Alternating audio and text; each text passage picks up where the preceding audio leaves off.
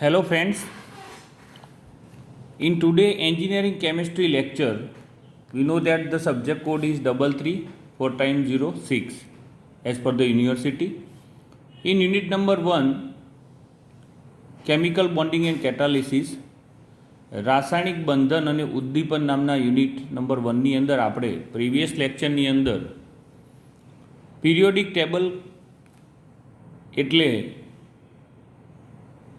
આવર્ત કોષ્ટક અને આવર્ત કોષ્ટકમાંના જુદા જુદા 20 તત્વોના પરમાણુ ક્રમાંક ઉપરથી આપણે એની ઇલેક્ટ્રોન રચના અને એની આયન માટેની કેટેગરીને જોઈ. એના પછી આપણે એ જ લેક્ચરની અંદર બીજા બે ડેફિનેશન પરમાણુ ક્રમાંક એટલે કે કોઈપણ પરમાણુની અંદર રહેલા ઇલેક્ટ્રોનની સંખ્યાને આપણે પરમાણુ ક્રમાંક તરીકે નામ આપ્યું અને એને ડિફાઇન કર્યું કે કોઈપણ તત્વના પરમાણુમાં રહેલા ઇલેક્ટ્રોનની સંખ્યાને આપણે પરમાણુ ક્રમાંક કહીશું, જેને ઇંગ્લિશમાં આપણે એટોમિક નંબર કહેવાય. The number of electrons in a particular substance molecule, right. એના પછી આપણે પરમાણુ ભાર કહેતા એટોમિક માસને ડિફાઇન કર્યું. તો પરમાણુ ભારની અંદર પરમાણુના કોઈપણ તત્વના પરમાણુના અંદર રહેલા પ્રોટોન પ્લસ ન્યુટ્રોનની સંખ્યાના સરવાળાને આપણે પરમાણુ ભાર કહ્યું. કોઈપણ તત્વની અંદર રહેલો પ્રોટોન પ્લસ ન્યુટ્રોનની સંખ્યાનો જે સરવાળો છે એ જે તે તત્વનો પરમાણુ ભાર એટલે એ તત્વનું વજન પ્રસ્થાપિત કરશે. એટલે આપણે આ પ્રમાણે બે ડેફિનેશન એટોમિક માસ અને એટોમિક નંબર પણ લાસ્ટ લેક્ચરની અંદર ડિફાઇન કરી. એની સાથે સાથે આપણે આવર્ત કોષ્ટકના જુદા જુદા તત્વો ઉપરના પરમાણુ ક્રમાંક ઉપરથી આપણે એની ઇલેક્ટ્રોન રચના અને ધન આયન કે ઋણ આયન તરીકે વર્તે એ પણ આપણે જોયું. હવે આજના લેક્ચરની અંદર આપણે આગળ ઉપર બંધના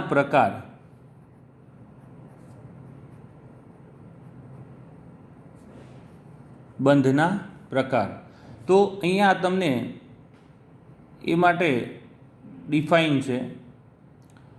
મેઇન તમને 3 બંધ આપણે આ ચેપ્ટરની અંદર ભણીશું, ઉદાહરણ સાથે એને સમજીશું અને એ 3માંથી કોઈ પણ બેના પ્રશ્નો તમને વિસ્તૃત રીતે યુનિવર્સિટી એક્ઝામની અંદર પૂછાતા હોય છે. પ્રશ્નો કઈ રીતે પૂછાતા હોય છે જ્યારે આપણે એની શરૂઆત કરીએ એટલે કહું. પહેલાં આપણે બંધને સમજીએ તો એના પ્રકાર, ટાઈપ્સ ઓફ બોન્ડિંગ જેને ઇંગ્લિશમાં કહીશું.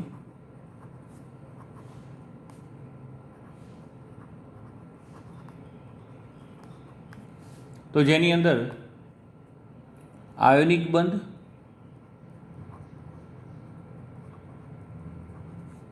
સહસંયોજક બંધ,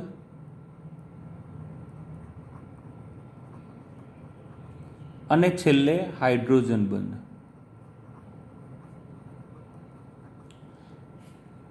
ઇંગ્લિશમાં આયોનિક બોન્ડ, કોવેલેન્ટ બોન્ડ, સહસંયોજક બંધને કોવેલેન્ટ બોન્ડ કહેશો, અને હાઇડ્રોજન બોન્ડ.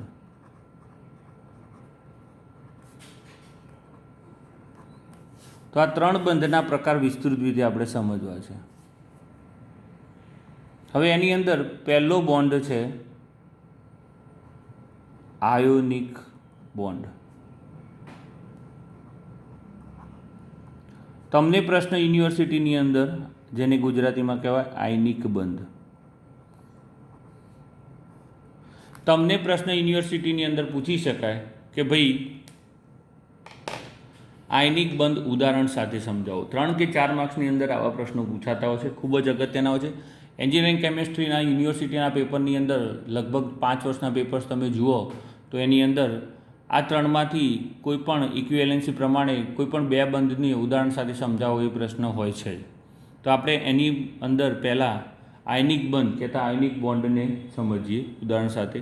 તો આયનિક બંધની વ્યાખ્યા આવશે એની અંદર, ઉદાહરણ આવશે એનું કે કયા તત્વોની અંદર કયા સબસ્ટેન્સની અંદર આની રચના થતી હોય છે, કયા પ્રકારે થતી હોય છે, અને એની સમજૂતી આવશે. તો પહેલાં આપણે આયનિક બંધની વ્યાખ્યા સમજીશું અહીંયા કે આયનિક બંધ કોને કહેવાય. તો જ્યારે કોઈ એક પરમાણુ ઇલેક્ટ્રોન ગુમાવે, સમજો અહીંયા, જ્યારે કોઈ એક પરમાણુ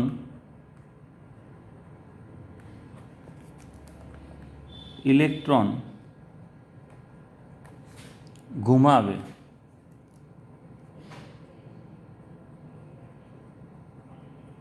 અને તે ગુમાવેલો ઇલેક્ટ્રોન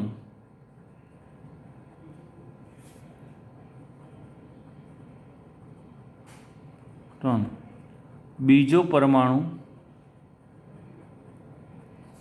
મેળવે તો આ રીતે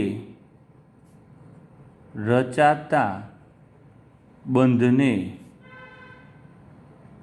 આયનિક બંધ કહે છે. જ્યારે કોઈ એક પરમાણુ ઇલેક્ટ્રોનને શું કરશે? ગુમાવે, અને એ જ ગુમાવેલો ઇલેક્ટ્રોન બીજો પરમાણુ મેળવે તો આ રીતે જે બંધ રચાય એને આયનિક બંધ કહેવાય છે. હવે મેં તમને ફર્સ્ટ લેક્ચરની અંદર એક બ્લોક દોરીને સમજાવ્યું હતું કે જ્યારે પરમાણુ ઇલેક્ટ્રોન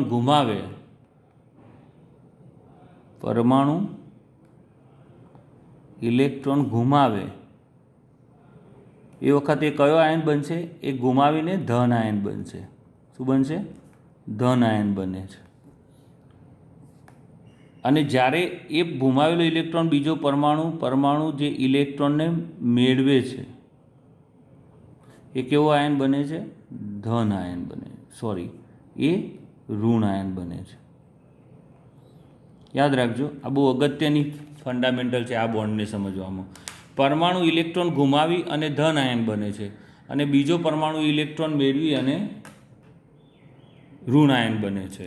તો જ્યારે કોઈ એક પરમાણુ, આપણે વ્યાખ્યા પહેલાં સમજીશું, જ્યારે કોઈ એક પરમાણુ ઇલેક્ટ્રોન ગુમાવે અને તે ગુમાવેલો ઇલેક્ટ્રોન બીજો પરમાણુ મેળવે તો આ રીતે રચાતા બંધને આયનિક બંધ કહે છે. પરમાણુ ઇલેક્ટ્રોન ગુમાવે છે તો એ ધન આયન બને છે, અને પરમાણુ ઇલેક્ટ્રોન મેળવે છે તો એ ઋણ આયન બને છે. તો આપણે આને સૌથી પહેલાં ઉદાહરણ સાથે સમજાવો. આયનિક બંધની વ્યાખ્યા આપો અને એને ઉદાહરણ સાથે સમજાવો, આવો પ્રશ્ન પૂછાય તો આપણે વ્યાખ્યાને સમજ્યા. પછી મેં તમને ફર્સ્ટ લેક્ચરની અંદર જે બ્લોક માટે સમજાવ્યું હતું, બ્લોકની અંદર ઇમ્પોર્ટન્સ, કે ભાઈ જે તે પરમાણુ ઇલેક્ટ્રોન ગુમાવીને કેવો આયન બને છે? એ ધન આયન બને છે, અને પરમાણુ ઇલેક્ટ્રોન જે મેળવે છે કેવો આયન બને છે? એ ઋણ આયન બનીએ છે. આપણે અહીંયા ફોર એક્ઝામ્પલ NaCl લઈશું. પહેલાં શું લઈશું? NaCl, જેનું નામ છે, રાસાયણિક નામ છે સોડિયમ ક્લોરાઇડ. ધ્યાન રાખજો, ખૂબ જ અગત્યનું છે સોડિયમ ક્લોરાઇડ. હવે આની અંદર આપણે પહેલાં Na લઈશું, કહેતા સોડિયમ. આનો પરમાણુ ક્રમાંક આપણે જાણીએ છીએ આપણા આવર્ત કોષ્ટક ઉપરથી, કેટલો છે? 11. કેટલો છે? 11. તો એની ઇલેક્ટ્રોન રચના શું બનશે? 2, 8 અને 1. તો સોડિયમની બહારની કક્ષામાં કેટલા ઇલેક્ટ્રોન છે? 1. તો એ સરળતાથી એ ઇલેક્ટ્રોનને ગુમાવશે અને એની સ્થાયી સ્થિતિ પ્રાપ્ત કરશે. તો એને એ સરળતાથી ઇલેક્ટ્રોન, જે એની બહારની કક્ષામાં 1 ઇલેક્ટ્રોન છે એને ગુમાવે. તો આ રીતે શું બનશે? યાદ રાખજો, એ સરળતાથી ઇલેક્ટ્રોન ગુમાવી અને Na પ્લસ એટલે ધન આયન બન્યો, અને જે ગુમાવેલો ઇલેક્ટ્રોન છે એને આ રીતે દર્શાવ્યું છે Na પ્લસ ઇલેક્ટ્રોન. એટલે આ Na પ્લસ એટલે 2 અને 8. હવે એની બહારની કક્ષામાં 8 ઇલેક્ટ્રોન થઈ ગયા એટલે સ્ટેબલ સ્થિતિ થઈ ગઈ. તો સોડિયમની આપણે પરમાણુ ક્રમાંક કેટલો છે? 11. એટલે એની ઇલેક્ટ્રોન રચના થઈ 2, 8, 1. તો એ સરળતાથી એની બહારની કક્ષામાંથી 1 ઇલેક્ટ્રોન ગુમાવી અને Na પ્લસ કહેતા, જો ઇલેક્ટ્રોન ગુમાવે છે એટલે કેવો આયન બને છે? ધન આયન. અને આ એક ઇલેક્ટ્રોન જે ગુમાવેલો, આ ગુમાવેલો ઇલેક્ટ્રોન, હવે આપણે અહીંયા Cl જોઈએ તો Clનો આપણે પરમાણુ ક્રમાંક છે 17, એટલે 2, 8 અને 7. તો એ સ્થાયી થવા માટે સોડિયમે ગુમાવેલો ઇલેક્ટ્રોન, એની બહારની કક્ષામાં કેટલા ઇલેક્ટ્રોન છે? 7. તો એ ઇલેક્ટ્રોનને ક્લોરીન મેળવશે, બરાબર, અને એની સ્ટેબલ સ્થિતિ. તો એ મેળવે એટલે કેવો આયન બને? ઋણ આયન. તો 2, 8 અને કેવું થઈ જશે? 8. અને આ પણ સ્થાયી છે, અને Cl માઇનસ બનશે. યાદ રાખજો. હવે આને સમજો કે Na પ્લસ અને Cl માઇનસ, તો બંને આ ધન વીજભારિત છે સોડિયમનો પરમાણુ, અને Cl માઇનસ એ ઋણ આયન બને એટલે ઋણ વીજભારિત છે. તો બંને વચ્ચે આકર્ષણ થશે, એટલે કે Na plus plus Cl minus. તો એમાંથી જે તત્વ બનશે NaCl. તો NaClની અંદર જે બંધ રચાય છે એ ઇલેક્ટ્રોન એક પરમાણુ ગુમાવે છે અને બીજો પરમાણુ ઇલેક્ટ્રોન મેળવે છે. તો આપણી વ્યાખ્યા પ્રમાણે NaClમાં જે બંધ રચાય છે એ આયનિક પ્રકારનો બંધ છે. તો આ રીતે NaClના એક્ઝામ્પલ દ્વારા તમે એને સમજાવી શકો છો. ફરીથી કહી દઉં છું તમને કે જ્યારે કોઈ એક પરમાણુ ઇલેક્ટ્રોન ગુમાવે અને ગુમાવેલો તે જ ઇલેક્ટ્રોન બીજો પરમાણુ મેળવે તો આ રીતે જે બંધ રચાય એને આયનિક બંધ કહેવાય. હવે જ્યારે કોઈ પણ પરમાણુ ઇલેક્ટ્રોન ગુમાવે તો એ કેવો આયન બને છે? ધન આયન. અને પરમાણુ ઇલેક્ટ્રોન જે મેળવે છે એ કેવો આયન બને છે? ઋણ આયન. ફોર એક્ઝામ્પલ આપણે આ બંધ માટે NaClની વાત કરીએ, સોડિયમ ક્લોરાઇડ. તો Naની પરમાણુ ક્રમાંક છે 11. એ પ્રમાણે એની ઇલેક્ટ્રોન રચના શું બનશે? 2, 8 અને 1. તો સોડિયમની બહારની કક્ષાની અંદર એક ઇલેક્ટ્રોન છે એટલે એ ઇલેક્ટ્રોનને સોડિયમ ગુમાવી અને એની સ્થાયી સ્થિતિ Na+ મળશે. 2 અને 8 એની બહારની કક્ષામાં 8 ઇલેક્ટ્રોન થાય એટલે એ તત્વ કેવું થશે? સ્થાયી થશે. તો આ ગુમાવેલો ઇલેક્ટ્રોન હવે આપણે Clનો પરમાણુ ક્રમાંક ક્લોરિનનો 17 છે. તો એની ઇલેક્ટ્રોન રચના 2, 8 અને 7 છે.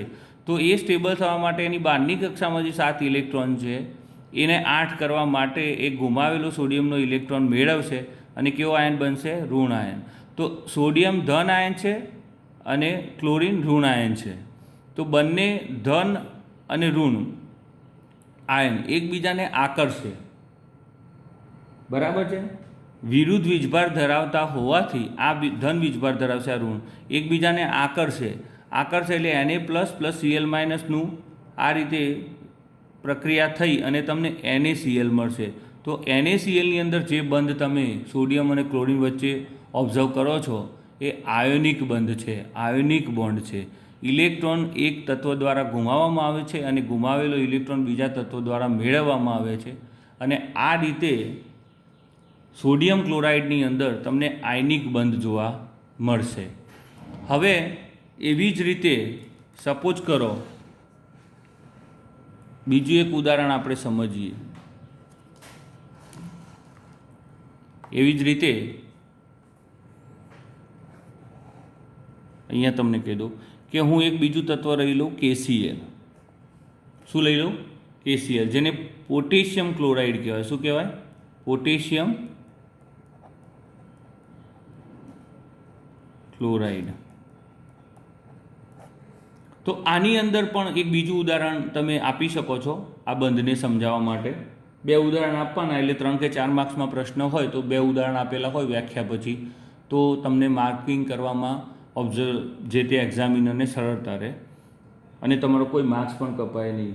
હવે આપણે પહેલાં આની વાત કરીએ. પોટેશિયમ, એની ઇલેક્ટ્રોન રચના કેટલી છે? 19. તો એની અંદર 2, 8, 8 અને 1 આ રીતે પરમાણુ ક્રમાંક 19 હોવાથી એની ઇલેક્ટ્રોન રચના આવી થાય.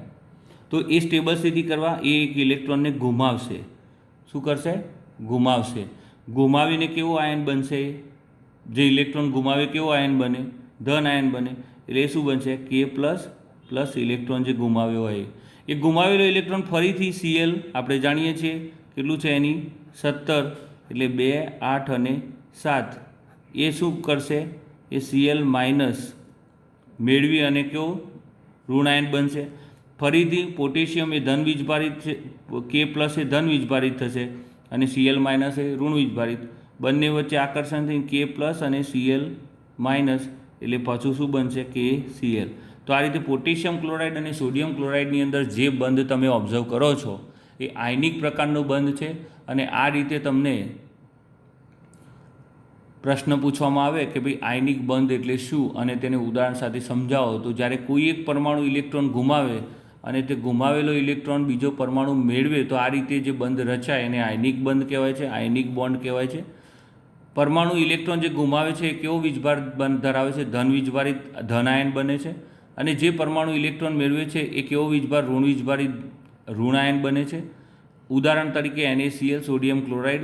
તમને બંને તત્વોની પરમાણુ ક્રમાંક ખાસ ખબર હોવો જોઈએ અને એના ઉપરથી એની ઇલેક્ટ્રોન રચના, એની બહારની કક્ષાના ઇલેક્ટ્રોનની જે ગોઠવણી હોય એ પ્રમાણે ઇલેક્ટ્રોન ગુમાવશે અને બીજું પરમાણુ એ ઇલેક્ટ્રોનને મેળવશે અને બંને વિરુદ્ધ વીજભારિત હોય એટલે આકર્ષે એકબીજાને એટલે એ રીતે એમની વચ્ચે આયનિક બંધની રચના થશે. તો આજના લેક્ચરની અંદર આપણે આ 3 બંધ પૈકી આયનિક બંધને ઉદાહરણ સાથે સમજ્યા. હવે નેક્સ્ટ લેક્ચરની અંદર આપણે સહસંયોજક બંધ અને એના પછીના લેક્ચરમાં હાઇડ્રોજન બંધ વિશેની માહિતી મેળવીશું. અસ્તુ. જય સ્વામિનારાયણ.